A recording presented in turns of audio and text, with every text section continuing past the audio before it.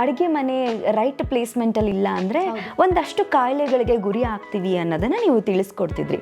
So ಹೇಗೆ ಅದು ಅಡುಗೆ ಮನೆ ರೈಟ್ ಪ್ಲೇಸ್ಮೆಂಟಲ್ಲಿ ಇಲ್ಲ ಅಂದಾಗ ಅಥವಾ ಮನೆಯಲ್ಲಿರೋ ಯಾವುದೇ ಒಂದು ರೂಮ್ಸು ಅಥವಾ ಏನೇ ಒಂದು ಕರೆಕ್ಟ್ ಪ್ಲೇಸ್ಮೆಂಟಲ್ಲಿ ಇಲ್ಲದೆ ಇದ್ದಾಗ ಅದು ಹೇಗೆ ನಮಗೆ ಬ್ಯಾಡ್ ಎಫೆಕ್ಟ್ನ ಕೊಡೋದಕ್ಕೆ ಸಾಧ್ಯ?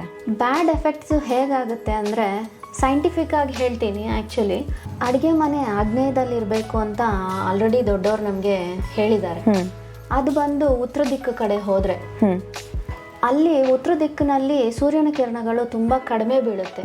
ಕಡಿಮೆ ಬೀಳೋದ್ರಿಂದ ನಾರ್ತ್ ಈಸ್ಟಲ್ಲಿ ಕಿಚನ್ ಆಗಲಿ ಟಾಯ್ಲೆಟ್ ಆಗಲಿ ಮಾಡಿದ್ರೆ ಅಲ್ಲಿ ಸೂಕ್ಷ್ಮ ಜೀವಿಗಳ ಉತ್ಪತ್ತಿ ಜಾಸ್ತಿ ಆಗುತ್ತೆ.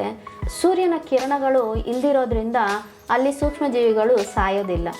ಅದರಿಂದ ನಮಗೆ ಅಲ್ಲಿರೋ ಪ್ರಿಪೇರ್ ಮಾಡೋಂತಹ ಊಟ ಮಾಡೋದಾಗಲಿ ಆ ಟಾಯ್ಲೆಟ್ ಯೂಸ್ ಮಾಡೋದಾಗಲಿ ಮಾಡಿದ್ರೆ ಕಾಯಿಲೆಗಳು ತುಂಬ ಬರುತ್ತೆ.